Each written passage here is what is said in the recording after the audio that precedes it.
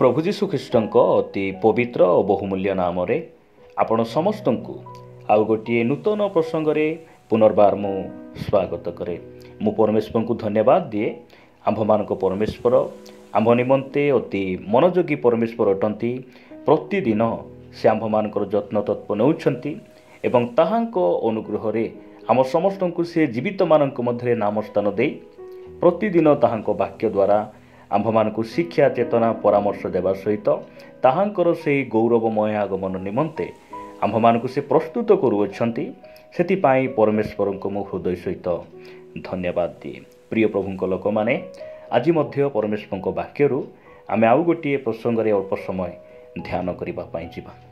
ଆଜି ଆମେ ଯେଉଁ ପ୍ରସଙ୍ଗରେ କଥାବାର୍ତ୍ତା ହେବା ସେହି ପ୍ରସଙ୍ଗର ଶୀର୍ଷକ ହେଲା ପରମେଶ୍ୱର ଆମକୁ କ'ଣ ଦେଇପାରନ୍ତି ନାହିଁ।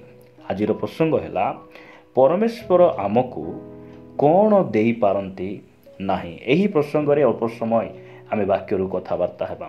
ଏହା ଖ୍ରୀଷ୍ଟ ବିଶ୍ୱାସୀ ଭାବରେ ଜାଣିବା ଜରୁରୀ କି ପରମେଶ୍ୱର ଆମକୁ କ'ଣ ଦେଇପାରନ୍ତି ନାହିଁ। ଅନେକ ସମୟରେ ଆମେ ବାକ୍ୟ ଶୁଣିଛୁ ଯେ ମାଗ ସେଥିରେ ସେ ତୁମକୁ ଦେବେ, ମାଗ ସେ ତୁମକୁ ଦେବେ। ମାତ୍ର ଏହା ମଧ୍ୟ ଆମେ ଜାଣୁ ଯେ ପରମେଶ୍ୱର ଆମେ ମାଗିଲେ ସୁଦ୍ଧା କ'ଣ ଆମକୁ ସେ ଦେଇପାରନ୍ତି ନାହିଁ। ଏହି ପ୍ରସଙ୍ଗରେ ମୁଁ 4ଟି ବିଷୟ ଆପଣମାନଙ୍କ ନିକଟ ରଖିବା ପାଇଁ ଚାହେଁ। ପ୍ରିୟ ପ୍ରଭୁଙ୍କ ଲୋକମାନେ, ଯଦ୍ୱାରା ଆମେ ଜାଣିବା ଯେ ପରମେଶ୍ୱର ଆମକୁ କ'ଣ ଦେଇପାରନ୍ତି ନାହିଁ। ଏହି କଥାକୁ ଆମେ ଜାଣିବା ଆବଶ୍ୟକ ରହିଛି। ପ୍ରଥମ ବିଷୟ ହେଲା ଆମର ଅତୀତ ସମୟକୁ ପରମେଶ୍ୱର ପୁନର୍ବାର ଫେରାଇ ଦେଇପାରନ୍ତି ନାହିଁ। ପ୍ରଥମ ବିଷୟ ହେଲା ଏହା ଆମେ ମନେ ରଖିବା ଯେ ଆମର ଅତୀତ ସମୟ ସେ ପୁନର୍ବାର ଆମକୁ ଫେରାଇ ଦେଇପାରନ୍ତି ନାହିଁ। ଯଦି ଆମେ ଆମର ଉତ୍ତମ ସ୍ୱାସ୍ଥ୍ୟକୁ ହରାଇଛୁ, ହେଇପାରେ ବିତି ଯାଇଥିବା ଦିନମାନଙ୍କରେ ଆମର ଉତ୍ତମ ସ୍ୱାସ୍ଥ୍ୟ ଥିଲା, ଏବେ ଆମେ ରୋଗଗ୍ରସ୍ତ ହେଇଛୁ, ପୀଡ଼ିତ ହେଇଛୁ, ତାହେଲେ ଯଦି ଆମେ ପରମେଶ୍ୱରଙ୍କ ନିକଟରେ ପ୍ରାର୍ଥନା କରିବା, ଆମର ସେଇ ରୋଗ ପୀଡ଼ିତ ଅବସ୍ଥାକୁ ସେ ପରିବର୍ତ୍ତନ କରିପାରିବେ। ହେଇପାରେ ଅତୀତରେ ଆମେ ଆମର ସମ୍ପତ୍ତିକୁ ହରାଇଛୁ, ପୁଅ ଝିଅକୁ ହରାଇଛୁ। ନିଶ୍ଚିତ ଭାବରେ ପରମେଶ୍ୱର ଆୟୁବଙ୍କ ଜୀବନରେ ଯେ ପ୍ରକାର କାର୍ଯ୍ୟ କଲେ, ସେହି ଆୟୁବଙ୍କର ପରମେଶ୍ୱର ସେ ଆମର ମଧ୍ୟ ପ୍ରଭୁ ଅଟନ୍ତି। ଆମର ସେହି ଅବସ୍ଥାକୁ ସେ ପରିବର୍ତ୍ତନ କରିବେ। ହେଇପାରେ ଆଜି ଆପଣ ଆପଣଙ୍କର ପରିତ୍ରାଣକୁ ହରାଇଛନ୍ତି, ଆପଣ ଅଭିଷେକକୁ ହରାଇଛନ୍ତି, ପବିତ୍ର ଆତ୍ମାଙ୍କର ସେହି ବରଦାନକୁ ହରାଇଛନ୍ତି, ପରିତ୍ରାଣର ଆନନ୍ଦକୁ ହରାଇଛନ୍ତି। ଆପଣ ପରମେଶ୍ୱରଙ୍କ ନିକଟରେ ଯଦି ପ୍ରାର୍ଥନା କରିବେ, ସେ ଫେରାଇ ଦେବେ। କିନ୍ତୁ ଆପଣଙ୍କର ଅତୀତ ସମୟ ଆପଣ କେବେ ମଧ୍ୟ ପରମେଶ୍ୱର ଫେରାଇ ଦେଇପାରିବେ ନାହିଁ। ଅତୀତ ସମୟ ବିତି ଯାଇଥିବା ସବୁ ଘଟଣା, ବିତି ଯାଇଥିବା ସେହି ଦିନ ପରମେଶ୍ୱର କେବେ ମଧ୍ୟ ଦେବେ ନାହିଁ। ସେଥିପାଇଁ ବାକ୍ୟରେ ଗୋଟେ କଥା ଲେଖାଗଲା, ଏଫେସୀୟ ପୁସ୍ତକ 5:16 ପାଉଲ କହନ୍ତି, ପୁଣି ସୁଯୋଗର ସଦ୍ବ୍ୟବହାର କର, କାରଣ କାଳ ମନ୍ଦ ଅଟେ। ପ୍ରିୟ ପ୍ରଭୁଙ୍କ ଲୋକମାନେ, ଅନେକ ସମୟରେ ଆମେ ସୁଯୋଗକୁ ହାତ ଛଡ଼ା କରୁ ଏବଂ ପରେ ଆମେ କ'ଣ କରୁ, ମନେ ପକାଉ ଯେ ସେହିଦିନ ଯଦି ମୁଁ ସେହି କାମ କରିଥାନ୍ତି, ଯଦି ସେହିଦିନ ମୁଁ ସେହି ସ୍ଥାନରେ ଥାନ୍ତି, ସେହିଦିନ ଯଦି ମୁଁ ଉପବାସ କରିଥାନ୍ତି, ପ୍ରାର୍ଥନା କରିଥାନ୍ତି, ସେହିଦିନ ସେହି ବ୍ୟକ୍ତି ସହିତ ମୁଁ ସେହି ସ୍ଥାନକୁ ଯାଇଥାନ୍ତି, ତାହେଲେ ମୋର ଜୀବନ ଧନ୍ୟ ହୋଇଯାଇଥାନ୍ତା। ଏହି ପ୍ରକାର ଆମେ ଅନେକ ଥର ଆମେ କ'ଣ କରିଛୁ, ପ୍ରସ୍ତାଇଛୁ, ଅନୁତାପ କରିଛୁ। ମୁଁ ଏହି ସ୍ଥାନରେ ଆପଣମାନଙ୍କୁ କହିବା ପାଇଁ ଚାହେଁ ଯେ ଆଜି ଯେଉଁ ସୁଯୋଗ ପରମେଶ୍ୱର ଆମକୁ ଦେଇଛନ୍ତି, କାଲିକୁ ସେଠା ନଥିବ। ଆଜି ଆମେ ଯେଉଁ ବୟସରେ ଅଛୁ, ସେ ବୟସ ଭବିଷ୍ୟତରେ ନଥିବ। ସେଥିପାଇଁ ଆମେ ସୁଯୋଗକୁ ସଦ୍ବ୍ୟବହାର କରିବା। ଆପଣ କେବେ ମଧ୍ୟ ପ୍ରଭୁଙ୍କ ନିକଟରେ ମାଗନ୍ତୁ ନାହିଁ, ମୋତେ ପ୍ରଭୁ 2024 ଦିଅନ୍ତୁ, ସେ ଦେବେ ନାହିଁ। 2025ରେ ଆମକୁ କ'ଣ କରିବାକୁ ହେବ, ସେହି କଥା ଆମେ ନିଜେ ଜାଣିବା ଆବଶ୍ୟକ ରହିଛି। ପରମେଶ୍ୱର ଆମମାନଙ୍କୁ ଅନୁଗ୍ରହ କରନ୍ତୁ। ଲେଖାଗଲା, ସୁଯୋଗର ସଦ୍ବ୍ୟବହାର କର। ଆଜି ଉପବାସ କରିବାର ସୁଯୋଗ ଅଛି, ଆଜି ବୟସ ଅଛି, ଆମେ ଉପବାସ କରିପାରିବା। ହେଇପାରେ କିଛି ଦିନ ପରେ ଆମେ ବୃଦ୍ଧ ଅବସ୍ଥାକୁ ଯିବୁ। ଯଦି ଆଜି ଆମେ ବୃଦ୍ଧ ଅବସ୍ଥାରେ ଥିଲେ ମଧ୍ୟ ଏତେ ବୟସ୍କ ହେଇନାହୁଁ, ଆମେ ଏତେ ରୋଗଗ୍ରସ୍ତ ହେଇନାହୁଁ, ସୁଯୋଗ ଅଛି, ଉପବାସ କରିବାର ଅଛି। ଦିନେ ସମୟ ଆସିବ ଯେ ଆମେ କ'ଣ କରିପାରିବୁ ନାହିଁ, ଉପବାସ କରିପାରିବୁ ନାହିଁ, ଚାହିଁଲେ ସୁଦ୍ଧା ଆମେ ଆଣ୍ଠେଇ ପାରିବୁ ନାହିଁ। ଏହିପରି ସମୟ ଆସୁଛି। ସୁଯୋଗ ଥିଲାବେଳେ ଆମେ ସୁଯୋଗର ସଦ୍ବ୍ୟବହାର କରିବା ଆବଶ୍ୟକ ରହିଛି। ସେଥିପାଇଁ ଆମେ ଭବିଷ୍ୟତ ପାଇଁ ଆମେ କ'ଣ ହେବାରୁଛି ପ୍ରସ୍ତୁତ ହେବାରୁଛି ବିତି ଯାଇଥିବା କଥା ବିତି ଯାଇଥିବା ଘଟଣା ଗୁଡ଼ିକକୁ ଆମ ମନରୁ ଦୂର କରି ଆମେ ସମ୍ମୁଖରେ ଥିବା ବିଷୟ ପ୍ରତି ଦୃଷ୍ଟି ରଖି ଆମେ ଆଗକୁ ବଢ଼ିବା।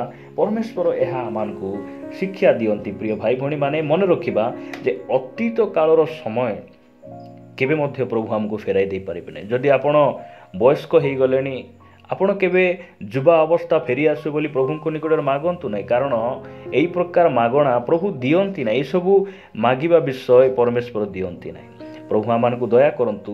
ଦ୍ୱିତୀୟ ବିଷୟ ହେଲା ପ୍ରତିଜ୍ଞା କରି ପାସୋରି ଦେଇପାରନ୍ତି ନାହିଁ। ଆମର ପରମେଶ୍ୱର ଏହାକୁ ଯଦି ଆମେ କହିବା ଯେ ପ୍ରତିଜ୍ଞା କଲା ପରେ ସେ ଆମକୁ ଧୋକା ଦିଅନ୍ତି ନାହିଁ। ଆମର ପରମେଶ୍ୱର ବିଶ୍ୱସ୍ତ ଅଟନ୍ତି। ଆମର ପରମେଶ୍ୱର ପ୍ରତିଜ୍ଞାକୁ ସାଧନ କରିବା ପ୍ରଭୁ, ପ୍ରତିଜ୍ଞାକୁ ରକ୍ଷା କରିବା ପରମେଶ୍ୱର ଅଟନ୍ତି। ହେଇପାରେ ଆପଣ ଯଦି ଗୋଟେ ଯୁବା ମୋତେ ଶୁଣୁଛନ୍ତି, ହେଇପାରେ ଆଜି ଆପଣ ଯୁବତୀ ଭାବରେ ଏହି ବାକ୍ୟକୁ ଶୁଣୁଛନ୍ତି। ଅନେକ ପୁଅ ସାଙ୍ଗ ଝିଅ ସାଙ୍ଗ ସେମାନେ ପ୍ରତିଜ୍ଞା କଲା ପରେ ସେମାନେ ପିଠି ଦେଖାଇ ଚାଲିଯାଆନ୍ତି। ଏହି ଜଗତର ସ୍ୱଭାବ ସେଟା। ମାତ୍ର ଆମର ପରମେଶ୍ୱର ଆମକୁ ପ୍ରତିଜ୍ଞା କରିଛନ୍ତି ଯେ ଆମକୁ ସେ କେବେ ଛାଡ଼ିବେ ନାହିଁ, ଆମକୁ ପରିତ୍ୟାଗ କରିବେ ନାହିଁ। ଏହି କଥା ସେ ଆମ ସହିତ ସେ ନିୟମ କରିଛନ୍ତି। ବାକ୍ୟ କହେ ଯେ ଆମର ମା ଓ ବାପା ଆମକୁ ଛାଡ଼ିଯିବେ, ମାତ୍ର ପରମେଶ୍ୱର ଆମକୁ ଉଠାଇ ନେବେ। କେତେବେଳେ? ଯେବେ ଆମେ ତାହାଙ୍କ ଉପରେ ଭରସା ରଖିବା, ଯେତେବେଳେ ତାଙ୍କଠାରେ ଆମେ ବିଶ୍ୱାସ କରି ସିଦ୍ଧ ହେବା, ସେ ଆମକୁ କ'ଣ କରିବେ? ଆମକୁ ସେ ପ୍ରତିଜ୍ଞା କରି ଆମକୁ ସେ ଧୋକା ଦେବେ ନାହିଁ, ଆମକୁ ସେ ଛାଡ଼ି ଚାଲିଯିବେ ନାହିଁ। ଆପଣମାନେ ପଢ଼ିବେ ମୋ ସହିତ ରୋମିଓ ପୁସ୍ତକ 4 ଅଧ୍ୟାୟ 18 ପଦରୁ ମୁଁ ପଢ଼ୁଛି। ଲେଖାଯାଏ ଯେ ଏହିପରି ତୁମର ବଂଶ ହେବ। ଏହି ଯେଉଁ କଥା କୁହାଯାଇଥିଲା ତଦନୁସାରେ ସେ ଯେପରି ବହୁ ଜାତିର ପିତା ହୁଅନ୍ତି, ସେଥି ନିମନ୍ତେ ଆଶା ନଥିଲେ ସୁଦ୍ଧା ଆଶା ରଖି ବିଶ୍ୱାସ କଲେ। 19 ପଦ, ତାଙ୍କ ବୟସ ପ୍ରାୟ 100 ବର୍ଷ ହେବାରୁ ସେ ଆପଣା ଶରୀରକୁ ମୃତବତ୍ ଓ ସାରାଙ୍କ ଗର୍ଭକୁ ମୃତ ବୋଲି ବିବେଚନା କଲେ ସୁଦ୍ଧା ବିଶ୍ୱାସରେ ଦୁର୍ବଳ ହେଲେ ନାହିଁ, ବରଂ ଈଶ୍ୱରଙ୍କ ପ୍ରତିଜ୍ଞା ପ୍ରତି ଦୃଷ୍ଟିପାତ କରି ଅବିଶ୍ୱାସ ହେତୁ ସନ୍ଦେହ କଲେ ନାହିଁ। 21 ପଦ, କିନ୍ତୁ ଈଶ୍ୱର ଯାହା ପ୍ରତିଜ୍ଞା କରିଅଛନ୍ତି ତାହା ସାଧନ କରିବା ନିମନ୍ତେ ମଧ୍ୟ ସେ ଯେ ସକ୍ଷମ, ଏହା ଦୃଢ଼ ରୂପେ ଜାଣି ତାହାଙ୍କୁ ଗୌରବ ଦେଇ ବିଶ୍ୱାସରେ ବଳବାନ ହେଲେ। ପ୍ରିୟ ପ୍ରଭୁଙ୍କ ଲୋକମାନେ, ଆମକୁ ସେ ଯେଉଁ ପ୍ରତିଜ୍ଞା କରିଛନ୍ତି ସେ ଆମକୁ କେବେ ମଧ୍ୟ ଧୋକା ଦେବେ ନାହିଁ। କେତେବେଳେ? ଆମେ ଯେତେବେଳେ ତାଙ୍କ ପ୍ରତିଜ୍ଞାରେ ଆମେ ଠିଆ ହେବା, ପ୍ରତିଜ୍ଞାକୁ ନିଜର କରିବା, ବିଶ୍ୱାସ କରିବା, ତାହେଲେ ପରମେଶ୍ୱର ଆମକୁ କ'ଣ କରିବେ ନାହିଁ? ସେ ପ୍ରତିଜ୍ଞା କରି ପାସୋରି ଦେବେ ନାହିଁ, ସେ ଧୋକା ଦେବେ ନାହିଁ। ଆମର ପରମେଶ୍ୱର ପ୍ରତିଜ୍ଞା ରକ୍ଷାକାରୀ। ସେ ଯେତେବେଳେ এই ପୃଥିବୀ ପୃଷ୍ଠରେ ଥିଲେ ତାହାଙ୍କର ଶିଷ୍ୟମାନଙ୍କୁ ସେ ପ୍ରତିଜ୍ଞା କଲେ, ମୁଁ ଯେବେ ପିତାଙ୍କ ନିକଟରେ ଯିବି ସେହି ସମୟରେ ଜଣେ ସାହାଯ୍ୟକାରୀଙ୍କୁ ପଠାଇବି, ସେହି ସାହାଯ୍ୟକାରୀ ତୁମ ସହିତ ଚିରକାଳ ରହିବେ। ସେହି ସାହାଯ୍ୟକାରୀ ପବିତ୍ର ଆତ୍ମାଙ୍କ ବିଷୟରେ କହିଲେ। ଆଉ ସେ ଯେତେବେଳେ ସ୍ୱର୍ଗାରୋହଣ କଲେ, ସ୍ୱର୍ଗାରୋହଣ କଲା ପରେ ସେ ପେଣ୍ଟିକୋସ୍ତ ଦିବସରେ ପବିତ୍ର ଆତ୍ମାଙ୍କୁ ସେ ପ୍ରତିଜ୍ଞା କରିଥିବା ସେହି ଶିଷ୍ୟମାନଙ୍କ ନିକଟରୁ ସେ ପ୍ରେରଣ କଲେ। ସେମାନେ ପବିତ୍ର ଆତ୍ମାରେ ପୂର୍ଣ୍ଣ ହୋଇ ଶକ୍ତିଯୁକ୍ତ ହୋଇ ସେ ଖ୍ରୀଷ୍ଟଙ୍କ ନିମନ୍ତେ ଜେରୁସାଲେମ, ସମୀରଣ ଆଉ ଜିହୁଦା ପ୍ରଦେଶ ଆଉ ପୃଥିବୀର ପ୍ରାନ୍ତ ପର୍ଯ୍ୟନ୍ତ ସେମାନେ ସାକ୍ଷୀ ହେଲେ। ଯୀଶୁଖ୍ରୀଷ୍ଟ ଆମମାନଙ୍କୁ ପ୍ରତିଜ୍ଞା କରିଛନ୍ତି। ଜହନ ଲିଖିତ ସୁସମାଚାର 14 ଅଧ୍ୟାୟ 1-3 ପଦ ମଧ୍ୟରେ ସେ କହନ୍ତି ଯେ ତୁମ୍ଭମାନଙ୍କ ହୃଦୟ ଉଦ୍ବିଗ୍ନ ନ ହେଉ, ତୁମ୍ଭେ ମୋ ଠାରେ ବିଶ୍ୱାସ କର, ମୋ ପିତାଙ୍କ ଠାରେ ବିଶ୍ୱାସ କର। ମୁଁ ତୁମ୍ଭ ନିମନ୍ତେ ସ୍ଥାନ ପ୍ରସ୍ତୁତ କରିବା ପାଇଁ ଯାଉଛି। ସ୍ଥାନ ପ୍ରସ୍ତୁତ ହେଲା ପରେ ମୁଁ ଆସିବି, ତୁମକୁ ନେଇଯିବି, ଆଉ ମୁଁ ଯେଉଁଠାରେ ରହିବି ତୁମେ ମଧ୍ୟ ସେଇଠାରେ ରହିବ। ପରମେଶ୍ୱର ଆମକୁ ପ୍ରତିଜ୍ଞା କରି ସେ ଧୋକା ଦିଅନ୍ତି ନାହିଁ। ଏଇଟା ଆମେ ମନେ ରଖିବା। ଆମମାନଙ୍କ ପରମେଶ୍ୱର ବିଶ୍ୱସ୍ତ ଅଟନ୍ତି। ମୁଁ ତୃତୀୟ ବିଷୟ ଆପଣମାନଙ୍କ ନିକଟରେ ରଖିବା ପାଇଁ ଚାହେଁ। ତୃତୀୟ ବିଷୟ ହେଲା ସେ ବାରମ୍ବାର କ୍ଷମା ଦେଇପାରନ୍ତି ନାହିଁ। ତୃତୀୟ ବିଷୟ ହେଲା ଆମର ପରମେଶ୍ୱର ବାରମ୍ବାର ସେ କ୍ଷମା ଦେଇପାରନ୍ତି ନାହିଁ। ଆପଣ କ'ଣ ଭାବୁଛନ୍ତି? ଯୀଶୁଖ୍ରୀଷ୍ଟ ଆପଣ ଯେଉଁ ବାରମ୍ବାର ପାପ କରୁଛନ୍ତି, ଯୀଶୁଖ୍ରୀଷ୍ଟ ପୁନର୍ବାର ଆସି ଆପଣଙ୍କ ପାଇଁ ମୃତ୍ୟୁଭୋଗ କରିବେ କି? ପରମେଶ୍ୱର ଯୀଶୁଙ୍କୁ ପୁନର୍ବାର ପଠାଇବେ କି କ୍ରୁଶରେ ମରିବା ପାଇଁ? ଏହା ସମ୍ଭବ ନୁହେଁ। ଆପଣ ବାକ୍ୟରେ ପଢ଼ିବେ ଇବ୍ରୀ ପୁସ୍ତକ 10 ଅଧ୍ୟାୟ 26 ପଦରେ ଲେଖାଗଲା, କାରଣ ସତ୍ୟ ଜ୍ଞାନ ଲାଭ କରିବା ପରେ ଯଦି ଆମ୍ଭେମାନେ ସ୍ୱେଚ୍ଛାପୂର୍ବକ ପାପ କରୁଥାଉ, ତେବେ ପାପାର୍ଥକ ବଳି ଆଉ ଅବଶିଷ୍ଟ ନଥାଏ। ପରମେଶ୍ୱର ଆମମାନଙ୍କୁ ଅନୁଗ୍ରହ କରନ୍ତୁ। ଯଦି ଆମେ ପାପରେ ଅଛୁ, ହେଇପାରେ ଆମେ ଭୁଲରେ ଅଛୁ, ପ୍ରଭୁଙ୍କ ବିରୋଧରେ ଅଛୁ, ଫେରି ଆସିବାର ଅଛି, ତାହାଙ୍କର ଗୋଡ଼ ଧରିବାର ଅଛି, କ୍ଷମା ମାଗିବାର ଅଛି। ଜଣେ ପରିତ୍ରାଣ ପାଇଥିବା ଭାଇ ଭଉଣୀ ସେ ସ୍ୱେଚ୍ଛାପୂର୍ବକ ସେମାନେ ପାପ କରନ୍ତି ନାହିଁ। ହେଇପାରେ ବାଇଚାନ୍ସ ବାଇ ମିଷ୍ଟେକ୍ ଭୁଲ ହେଇଯାଏ, ପାପ ହେଇଯାଏ, ଆଉ ସେହି ପାପରୁ କ୍ଷମା ରହିଛି।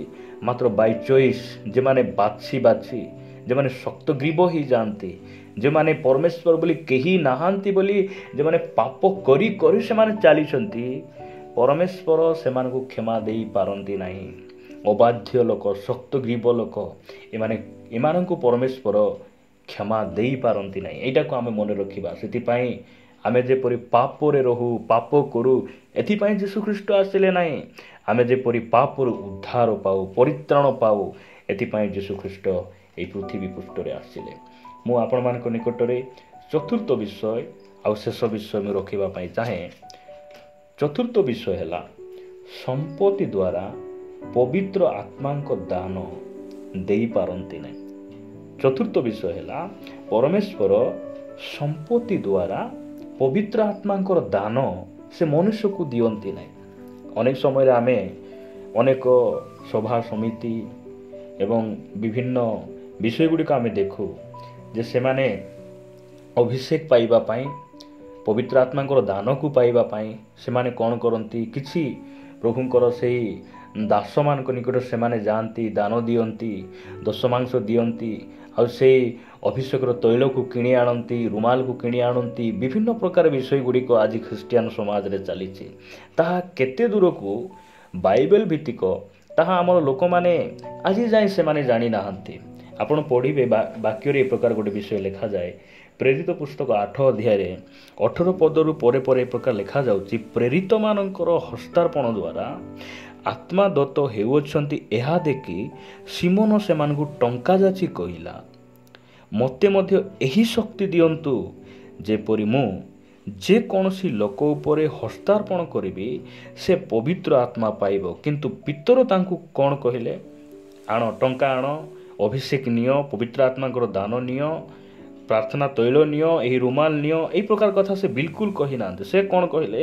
ତୁମର ଟଙ୍କା ତୁମ୍ଭ ସହିତ ବିନଷ୍ଟ ହେଉ, କାରଣ ତୁମେ ଟଙ୍କା ଦ୍ୱାରା ଈଶ୍ୱରଙ୍କ ଦାନ କିଣିବାକୁ ଭାବିଲ। ପ୍ରିୟ ପ୍ରଭୁଙ୍କ ଲୋକମାନେ, ପରମେଶ୍ୱର ଆମମାନଙ୍କୁ ଅନୁଗ୍ରହ କରନ୍ତୁ। ଏହି ସ୍ଥାନରେ ଆମେ ଦେଖୁଛୁ ଯେ ପରମେଶ୍ୱର ତାହାଙ୍କର ପବିତ୍ର ଆତ୍ମାଙ୍କର ଦାନ ବା ପବିତ୍ର ଆତ୍ମାଙ୍କର ଶକ୍ତି ସେ ଟଙ୍କା, କୌଣସି ଦାନ, ଦଶମାଂଶ, କିଛି ଏହି ପ୍ରକାର ମୂଲ୍ୟ, ଏଇ ଯେଉଁ ଜାଗତିକ ମୂଲ୍ୟକୁ ସେ ଗ୍ରହଣ କରି ତାଙ୍କର ଶକ୍ତିକୁ ସେ ଦିଅନ୍ତି ନାହିଁ। କାରଣ ପରମେଶ୍ୱର ଆମକୁ ଯାହା ସବୁ ଦେଇଛନ୍ତି ଅନୁଗ୍ରହରେ ଦେଇଛନ୍ତି, ମୁକ୍ତ ଭାବରେ ଦେଇଛନ୍ତି। ଆମ ଶରୀରରେ ଯେଉଁ ଚକ୍ଷୁ ଅଛି ଏହା ସମ୍ପୂର୍ଣ୍ଣ ଫ୍ରି ଅଟେ, ଦାନ୍ତ ଅଛି ଫ୍ରି ଅଟେ, ପରିତ୍ରାଣ ଫ୍ରି, ସବୁ କିଛି ସେ ମୁକ୍ତ ଭାବରେ ସେ ଆମକୁ ଦେଇଛନ୍ତି, ବିନା ମୂଲ୍ୟରେ ଦେଇଛନ୍ତି। ପରମେଶ୍ୱର ଆମକୁ ଯାହା ବି ଦିଅନ୍ତି ଆମର ମୂଲ୍ୟକୁ ସେ ମାଗି ନାହାନ୍ତି, ସେ ବିନା ମୂଲ୍ୟରେ ସେ ଆମକୁ ଦେଇଛନ୍ତି, ତାକୁ ଅନୁଗ୍ରହରେ ଦେଇଛନ୍ତି। ସେଥିପାଇଁ ପ୍ରିୟ ପ୍ରଭୁଙ୍କ ଲୋକମାନେ, ଏହାକୁ ଆମେ ମନେ ରଖିବା ଯେ ପରମେଶ୍ୱର କ'ଣ ଦେଇପାରନ୍ତି ନାହିଁ? ଅତୀତ ସମୟକୁ ସେ ଆମକୁ ପୁନର୍ବାର ସେ ଫେରାଇ ଦେଇପାରନ୍ତି ନାହିଁ ଏବଂ ପ୍ରତିଜ୍ଞା କରି ଆମକୁ ସେ ଧୋକା ଦିଅନ୍ତି ନାହିଁ। ଏବଂ ଆମେ ଦେଖୁଛୁ ଯେ ବାରମ୍ବାର ଯେଉଁମାନେ ପାପ କରୁଛନ୍ତି ପରମେଶ୍ୱର ସେମାନଙ୍କୁ କ୍ଷମା ଦେଇପାରନ୍ତି ନାହିଁ। ଏବଂ ଶେଷରେ ଆମେ ଦେଖୁଛୁ ଯେ ସମ୍ପତ୍ତି ଦ୍ୱାରା ତାଙ୍କର ପବିତ୍ର ଆତ୍ମାଙ୍କର ଶକ୍ତି ବା ଦାନକୁ ସେ ବିକ୍ରି କରନ୍ତି ନାହିଁ ବା ଦିଅନ୍ତି ନାହିଁ। ପରମେଶ୍ୱର ଏହି ବାକ୍ୟ ଦେଇ ଆମ ସମସ୍ତଙ୍କୁ ଆଶୀର୍ବାଦ କରନ୍ତୁ। ଆସନ୍ତୁ ପଦେ ପ୍ରାର୍ଥନା କରିବା। ପ୍ରେମିକ ପିତା, ଆମେ ତୁମକୁ ଧନ୍ୟବାଦ ଦେଉଛୁ ପ୍ରଭୁ, ତୁମ ବାକ୍ୟ ଦ୍ୱାରା ଆମମାନଙ୍କୁ କଥା ହେଲ, ତୁମ ନାମର ଗୌରବ ହେଉ। ପ୍ରଭୁ, ଆମେ ସୁଯୋଗର ସଦ୍ବ୍ୟବହାର କରିବୁ, ସାହାଯ୍ୟ କର। ବାପା, ତୁମର ପ୍ରତିଜ୍ଞା ଉପରେ ଆମେ ଆଉଜି ପଡ଼ିବୁ, ବିଶ୍ୱାସ କରିବୁ, ସାହାଯ୍ୟ କର। ବାପା, ଆମେ ବାରମ୍ବାର ପାପ କରିବାରେ ଆମେ ଶକ୍ତଗ୍ରୀବ ନ ହେବୁ, ତୁମ ଅନୁଗ୍ରହ ଦିଅ। ବାପା, ତୁମର ପବିତ୍ର ଆତ୍ମାଙ୍କର ଦାନ ବରଦାନରେ ତୁମ ଅନୁଗ୍ରହରେ ଆମେ ପୂର୍ଣ୍ଣ ହେବା ପାଇଁ ସାହାଯ୍ୟ କର। ବାକ୍ୟ ଦେଇ ତୁମେ ଆମମାନଙ୍କୁ ଚେତନା ପରାମର୍ଶ ଦେଇଥିବାରୁ ତୁମ ନାମର ଗୌରବ କରି ପ୍ରିୟ ପ୍ରଭୁ ଯୀଶୁଙ୍କ ନାମରେ ମାଗୁଛୁ। ଆମେନ୍, ଆମେନ୍। ପ୍ରେଜ୍ ଦ ଲର୍ଡ। ପ୍ରଭୁଙ୍କ ନାମର ଗୌରବ ହେଉ। ପ୍ରଭୁ ଆମ ସମସ୍ତଙ୍କୁ ପ୍ରଚୁର ଭାବରେ ଆଶୀର୍ବାଦ କରନ୍ତୁ। ଯଦି ପରମେଶ୍ୱରଙ୍କ ଅନୁଗ୍ରହ ହେଲେ ପରବର୍ତ୍ତୀ ଅଧ୍ୟାୟରେ ପରସ୍ପର ଆମେ ସାକ୍ଷାତ କରିବା। ରହିବା। ନମସ୍କାର। ଗଡ୍ ବ୍ଲେସ୍ ୟୁ।